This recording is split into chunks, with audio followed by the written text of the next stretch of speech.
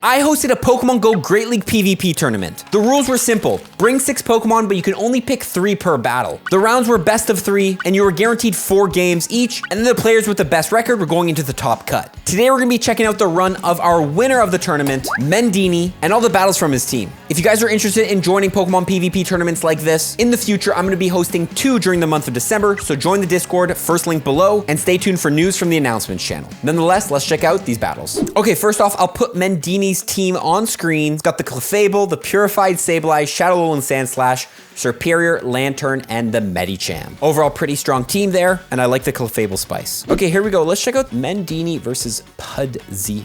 Okay, leading Medicham here into Stunfisk. That is a great lead for you overall. Stunfisk against your team seems to have gone with the Medicham Sableye Lantern here. Stunfisk is not too bad at all. Stunfisk is going to build up to the Earthquake here. Probably go ahead and throw it. Yes, Earthquake. You can take that, no problem. And they're going to go ahead and safe swap into... Is that a Pelipper? Wait, what was that? Was that a... Okay, Medicham. I'm going to go ahead and swap here, which makes sense. You know, Medicham is your best answer to Stunfisk. So you kind of want to keep that aligned here. Going to shield because they want to preserve Switch, it seems here, and calling the Thunderbolt, which is amazing here. Now you do have Water Gun, which is a little bit less ideal for you, but nice over farm here, going for the Thunderbolt. I'm not sure if this will KO. No, okay, gonna grab the shield back. It looks like the opponent is also trying to fight for Switch. You can tank this Thunderbolt. Let's actually see how much this Thunderbolt does.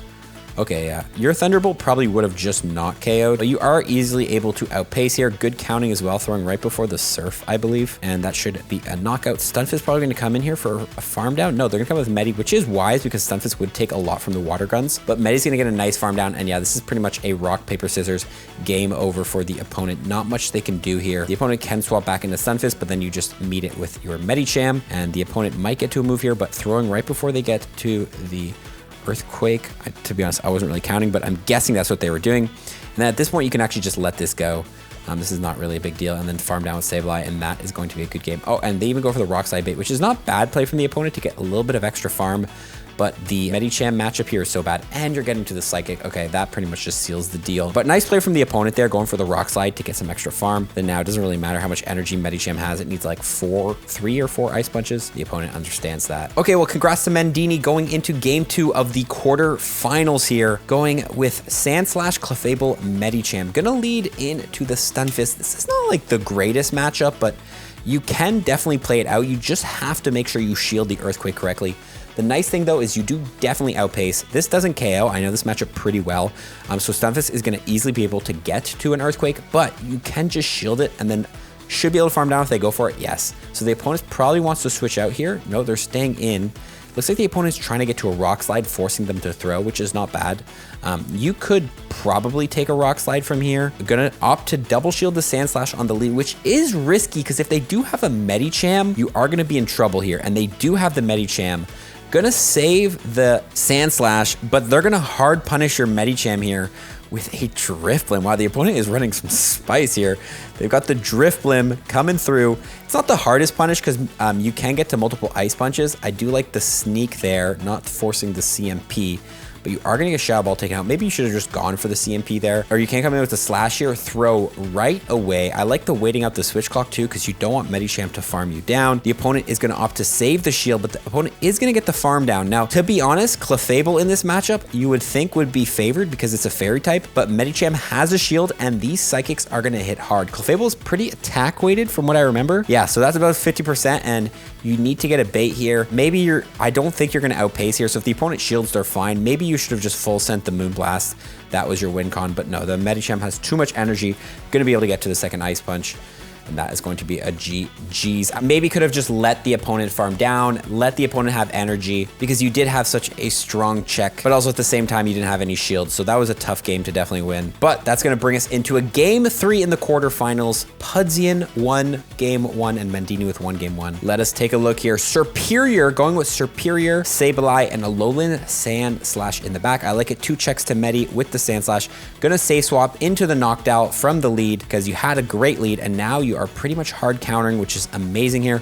Most likely going to be a Medicham in the back, so I don't really mind this no shield here because you just don't want Medicham to get a bunch of farm on you. Gonna go ahead, should be able to farm down. I like the Powder Snow in the Great League here, and so it doesn't look like they have a Medicham because they're coming back in with the Lantern. No point in shielding the Lantern if I was the opponent. Yes, and can pretty much just commit to the farm down here, which is a perfect farm down for the opponent. But you have such a hard check here, and you haven't used any shields. So as long as whatever's in the back doesn't fully hard counter Sableye, which I don't believe the opponent has anything, it's gonna be a Drifloon.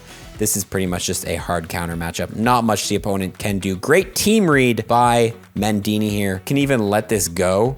Yeah, that's completely fine. Keep the shields. I don't even mind that. You could also just shield here because, to be honest, Superior does not need shields against Lantern, but gonna go ahead and get to the double here. The opponents didn't really have a win con, to be honest. Maybe shielding the Drifloon and farming down here is their win con, but you have double shields here now. So you can go ahead and just shield all these moves. Get to an Aerial Ace.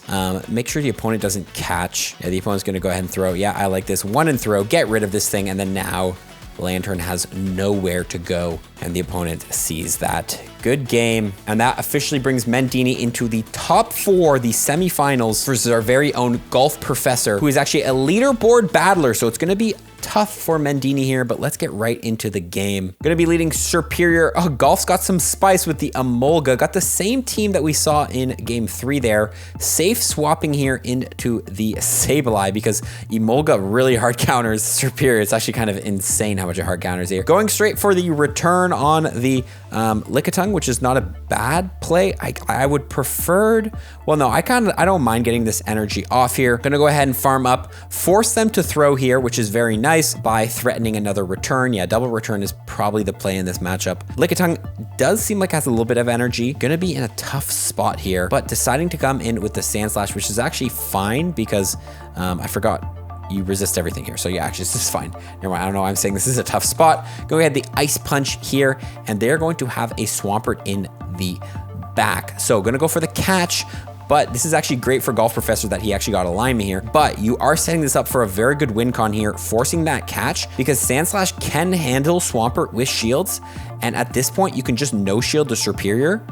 Or are you gonna decide to shield? Oh, gonna decide to shield. Okay, this is another potential win con. Get rid of the Emolga and then Superior just destroys Swampert. The opponent is probably gonna shield at some point, yes, because they know that they cannot leave this Superior alive. It looks like Emolga takes so long to get to charge moves that you can actually just safely shield here and outpace with the Aerial Aces. Emolga is so squishy that you'll probably outpace here before they get to the next Acrobatics. So gonna go ahead and throw. The opponent's gonna swap into Swampert because they know they're gonna outpace. They're gonna go for the old Hydro Cannon. At this point, oh, they got the double Hydro Cannon. Okay, very well. This is why he's top on the leaderboard. Double Hydro Cannon coming in through here, but you survive this. It is a CMP tie. This will get this thing super low, but you can actually just hard swap here into Sand Slash and take the victory with an Ice Punch. So Golf, unfortunately, the Emolga did not treat him nicely, but he tried his best. Even with the hard counter lead, the Emolga was not able to take it to victory. Maybe you should have baited with some discharges there. Nonetheless, game 2 in the semifinals, same lead, switching up the backline with Clefable. This time you're safe swapping Clefable instead of Sableye, and the opponent is seeming to stay in here. Going for the discharge, might be weak in the back to the Clefable. Just kidding, banking a little bit more energy this time on the Emolga. Now you have the Lickitung going for the Moonblast. Are you gonna get the attack drop? That could be big. No attack drop, but should be able to outpace here to the second Moonblast. And you could potentially even flip switch here if you wanted. If the opponent lets this through, no, they're gonna go for the shield and then probably just the Lick farm down. You do wanna commit here to the Moonblast, force the opponent to throw, and they do end up deciding to shield. I like this, really trying to put pressure on the opponent to give up switch. Going for the second Moonblast, the opponent is going to decide to probably shield, yes, because they know they need that alignment. And it was a CMP tie, which is even more ideal. Now you can probably come in with Sand Slash.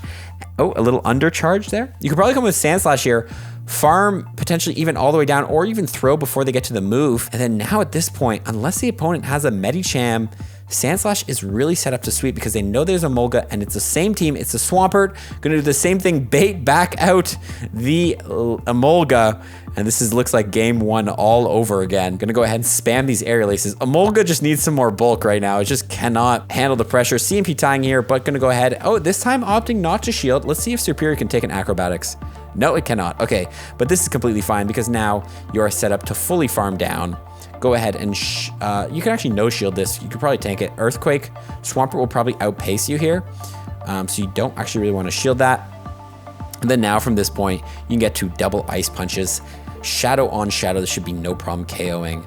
Maybe Ice Punch plus Drill Run? No, okay, never mind. Double Ice Punch kills 5 times over. I really like this reading of the end game, realizing you did not have 2 shields this time, deciding to no shield the acrobatics and trust in Sandslash. GG's golf, GG's Mendini. Let's get into the final battle. Okay, here we go with the finals. Thomas plays Pokey versus Mendini, of course. Let's see what the finals of the Pokédaxi Great League Tournament bring us. Okay, here we go, leading Superior into Umbreon. The line he's gone with this time is going to be the Superior, Sableye, Sandslash. Wow, this Superior has been getting some use here. This is a fine lead to stay in, especially because you have Sableye in the back and you don't really want Sableye on the Umbreon. And I think this is actually a little bit favored for Superior just because those frenzies just hit like a truck here.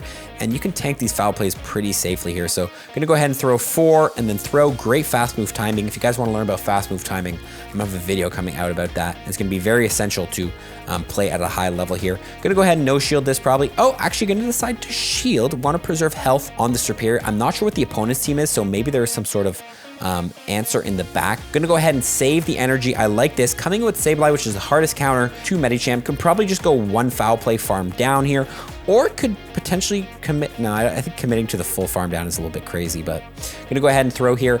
The Medicham will be able to get to a second Ice Punch, but it will not put you in a range of KOing. And this is actually ideal, so the opponent's Umbreon gets less farm. So I'm gonna go ahead and throw here. And then now you should be able to make it to a return versus the Umbreon, which is in return range. I'm gonna go ahead and throw the return right away.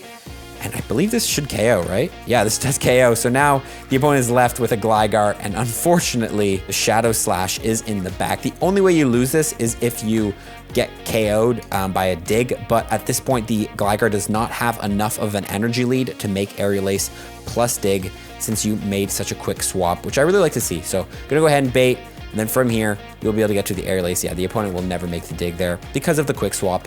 I think that quick swap actually won you the game. Well, actually you had Superior in the back, so you were winning that anyway. Anyway, GG's, unfortunate for the opponent, but let's get right into game 2 of the finals here. Okay, next up we got Frostlass into Powder Snow Slash. Now, if the opponent, yes, they do stay in and they do realize it is going to be Powder Snow Sandslash. This is a little bit less ideal for Sandslash here, but you can still go with the Drill Run. Gonna grab the shield from the opponent, and the Shadow Balls are gonna hit hard in return. I don't mind this no shield here just because you got the shield from the opponent, and now you can get to the second if they do try to switch, and the opponent is trying to snipe, but saves the Sandslash and is able to answer. Really quick reflexes there. Great plays there. Now, again, same thing you can do here. If you're in this matchup, I think you just go for the, oh, okay, actually, I don't mind. This is another way you can play it, is farm up to the return and then just CMP tie on the second one, KO. Now the opponent can't really respond with the Frostlass and is gonna need some sort of other, which I guess they should have an answer, right? Yes, they do have the Umbreon because they are double weak to Sableye, so it would make sense that they have it. Gonna go ahead and try to throw here on the CMP tie, I do believe, but the opponent does sneak through a move. The opponent is farming up extra here, which is great. And then you go ahead and just let the Sableye go down. The Sableye did its duties. Now, what do you have to answer this? You do have the Sandslash, which is dead, but you do have to come with the Clefable because I forgot Sandslash is dead. But Clefable is a fine response here. You can tank these last resorts, no worries. I forget what's in the back of the opponent. They still have, no, Medicham's gone. They have a Frostlass. Oh yes, they have a Frostlass, which I believe still has a lot of health. So I'm gonna go ahead and shield here. The last resort needs to preserve a little bit of health here, but I do like this very nice overfarm, and you do have Meteor Mashes to threaten Frostlass. Now the problem here, gonna go ahead and try to make the catch here. The problem here is that the Frostlass does have a pretty substantial energy lead, so they might be able to outpace you to a double avalanche before you're able to get to the second Meteor Mash. And the opponent does throw here, have to shield and have to force the CMP tie. I'm gonna go ahead and throw, and yes, you did outpace. I'm not sure, maybe I missed how much energy lead that thing. I thought that Frostlass had more energy. Maybe the opponent missed counting there a little bit, but the Umbreon's gonna come in. I don't think Last Resort would have KO'd, and that is going to be a 2-0 sweep from Mendini in the finals. And there it is, guys. That is the first ever official Pokédaxi Discord tournament. If you guys are interested in joining these tournaments, again, link below, join it up. We're going to be hosting more of these. Again, the format is bring 6, pick 3. So if you do want to get some practice for any regional formats and stuff like that, then this is the place for you. Nonetheless, appreciate you all watching. Let me know if you want to see more of my Battle Reacts videos. If all for tips, peace.